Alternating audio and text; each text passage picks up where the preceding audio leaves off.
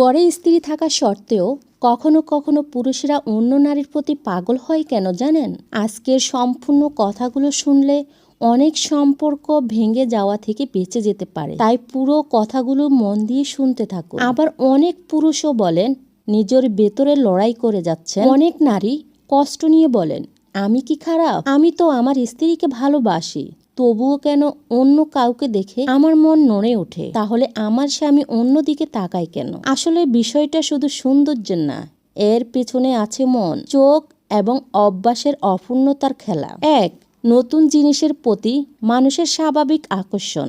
মানুষের মন এমনই, যা নতুন, যা অচেনা তা বেশি আকর্ষণ মনে হয়। নিজের স্ত্রী পরিচিত প্রতিদিনের, অন্য নারী অচেনা নতুন।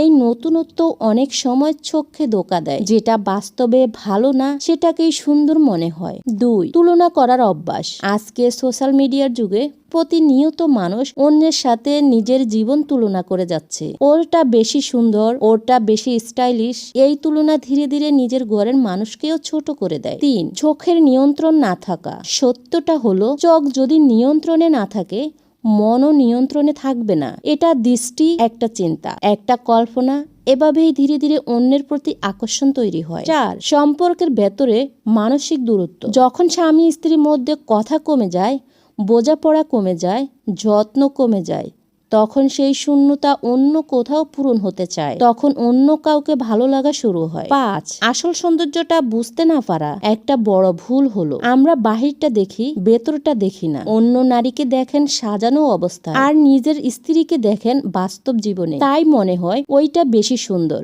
কিন্তু বাস্তবতা হলো, আপনার স্ত্রীর মতো করে আপনাকে কেউ জানে না, বোঝে না এবং ভালোবাসে না। সব শেষে বলবো, অন্য কাউকে সুন্দর লাগা মানেই ভালোবাসা না। অনেক সময় এটা শুধু চোখের ভুল, মনের খেলা। যে পুরুষ নিজের দৃষ্টি, মন আর সম্পর্ককে ঠিক রাখে, তার কাছে নিজের স্ত্রীই সবচেয়ে সুন্দর হয়ে ওঠে।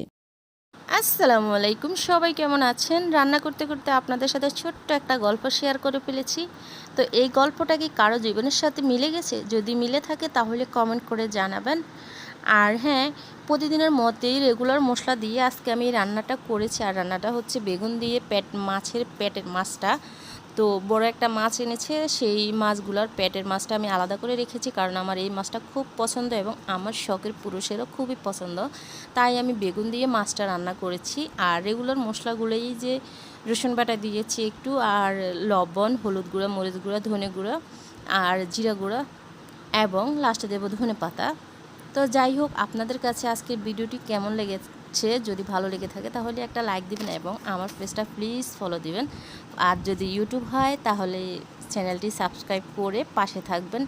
সবাই বেশি বেশি লাইক, কমেন্ট, শেয়ার করবেন। আর হ্যাঁ, কে কোথায় থেকে দেখছেন আজকে ভিডিওটি জানাবেন, কমেন্ট করে আপনাদের লোকেশনটা লিখে দিবেন, যাতে করে আগামী ভিডিওতে আমি আপনাকে ধন্যবাদ জানাতে পারি। তো সবাই ভালো থাকবেন, সুস্থ থাকবেন। সবাইকে ধন্যবাদ জানাচ্ছি। আল্লাহ হাফেজ।